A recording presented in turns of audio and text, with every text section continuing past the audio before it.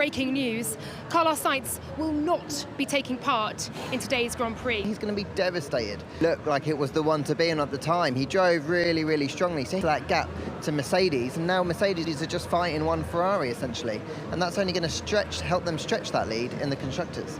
Now, in the sole Ferrari fuel leak on his teammate's car, Carlos Sainz's car, the team saying a fuel system error. We understand it was a fuel leak on Carlos Sainz's car, so the number 55 will not be starting this race.